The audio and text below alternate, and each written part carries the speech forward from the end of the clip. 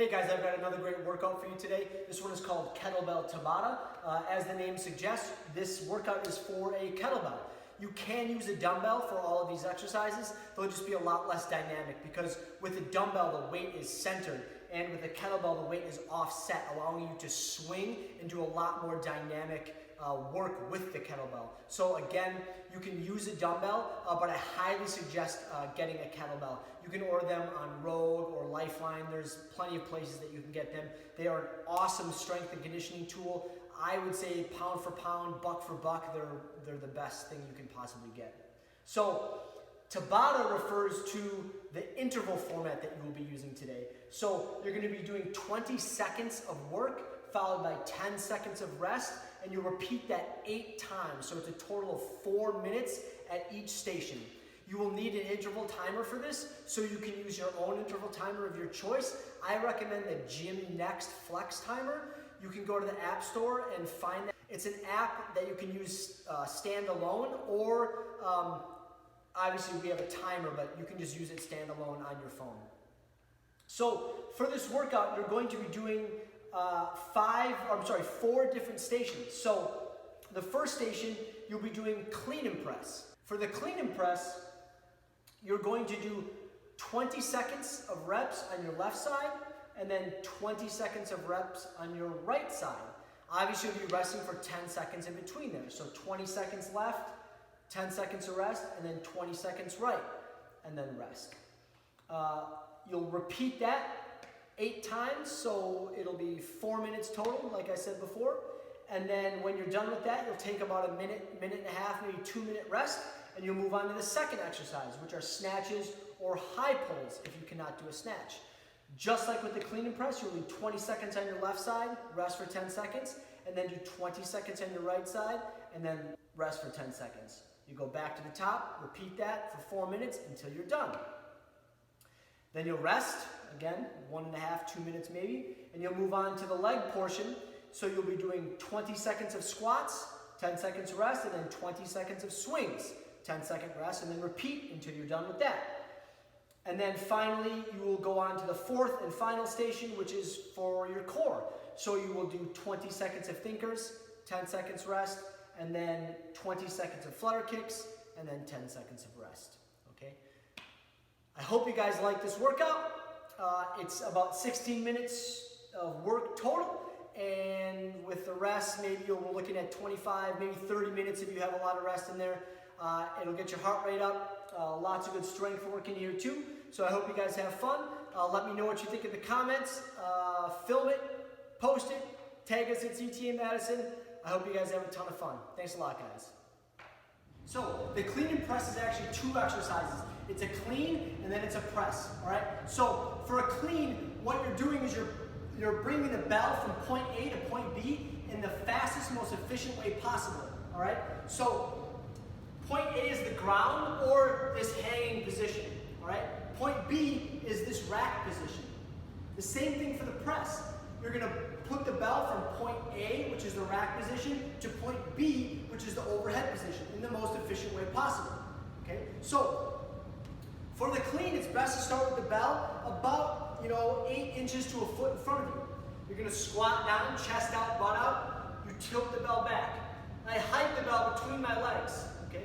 So I hike it back and I pull, all right? Notice when I pull, I'm pulling straight up. I'm not letting the bell arc out like this, and I'm not doing a curl, okay?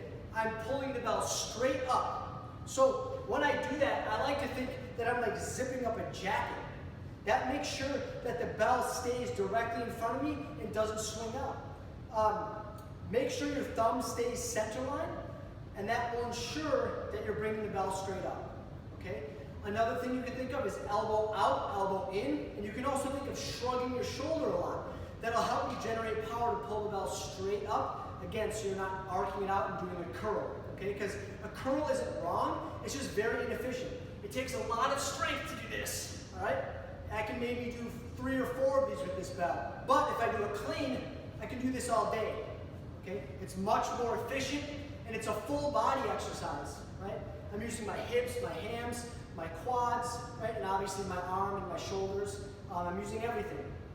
Okay, so a clean is I just bring it up here, all right? A press is when I press the bell overhead, okay? Notice that when it's directly overhead, my bicep is in line with my ear. It's not forward, okay?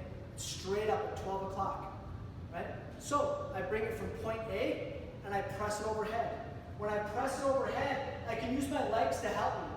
But if I do that, I don't want to squat. I want to dip my hips forward and then I press straight overhead, right? And then right back down. I like to think elbows in, thumbs to chin. My forearm stays vertical. I'm not flaring it out and then doing this type of press. I'm pressing it straight up, okay? Also notice my heels stay on the ground. So for a clean and press, you're combining those two exercises together, okay? So I clean, I press. I clean, I press. Just like this. For this workout, you will do this for 20 seconds, and then you'll switch arms and do the other arm for 20 seconds. Okay? That is the clean and press. For snatches, it's the same thing as a clean. You're going to bring the bell up from point A to point B in the most efficient means possible. So for a clean, this is point A and this is point B. For a snatch, this is point A and straight up overhead is point B. So it's much more explosive and dynamic. Okay? So the same rules apply though. I keep my thumb center line, right? I pull to about here and then I punch, right? So the high pull, which I'll show right after this, is kind of an intermediary position, all right? So the snatch, I'm pulling up as hard as I can. Really think about shrugging your shoulder a lot. When the bell gets to about this position, you're gonna punch it overhead. What you don't want to see is a pause there. So you don't want to see this. That's like a combination of a weird clean and a overhead press, right? You want it to be seamless, so I'm pulling straight up to the top position, right? So right about when the bell gets to eye level, I punch my hand overhead, okay? Same thing with the overhead press. When you're in the top position of a snatch, make sure that your bicep is next to your ear. What I tend to do when I do snatches is do this. I'm just moving for speed, and my hand is in front of me, which is bad. I want my hand to be overhead, like this, in a 12 o'clock position, okay? That is a snatch. If snatches are too hard, you can do high pulls. So again, a high pull is at intermediary stage. It's the part where you usually punch the bell overhead. But if you lack the strength or the coordination to do that, you're just gonna stop in that position. So I do that, I start the same way. Bell about a foot in front of me, I hike it back and I pull to about right here. I just bend my elbow a little bit. The bell's at about eye level, my elbow's at about eye level, and I just do a slight pull, okay? Again, this is the intermediary stage. If I wanted to do a snatch, as soon as I get to this position here, I punch overhead, all right? So from the side, I'm just pulling a little bit. You don't have to do this, okay? Just pull a little bit. Those are snatches and high pulls. Again, 20 seconds left arm, rest 10 seconds, 20 seconds right arm. So squats and swings. For the squats, you're going to do a goblet style squat. I think it's best to not hold the bell in a goblet style like this, but to actually hold it around the ball like this. You just have your thumbs hooked around the horns like this, all right? If you can do a squat without a heel lift, you'll just do a squat without a heel lift. Personally, I need a heel lift. So I like to put my feet just on the edge of the mats here. It gives me about I don't know, half an inch of a lift. You can use mats or even like rolled up towels to lift your heels. And then again, you want your chest out, butt out, and then I just squat. I want to touch my elbows to my knees, so I keep my knees lifted, and I just squat until my elbows touch my knees, right?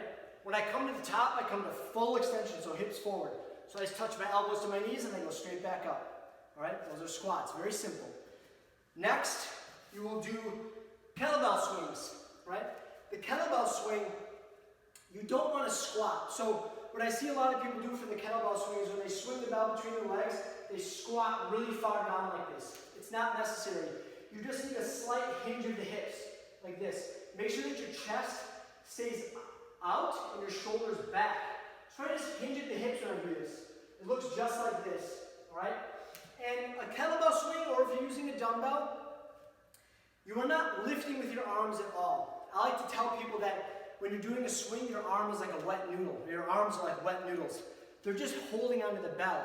It's the power from your hips and your hamstrings that pop the bell forward. So you really need to think about bending your legs slightly on the hinge and then straightening your leg explosively, pinching your butt cheeks together and popping your hips forward. That's what's going to bring the bell up. All right? So for swings, I start with the bell about a foot in front of me.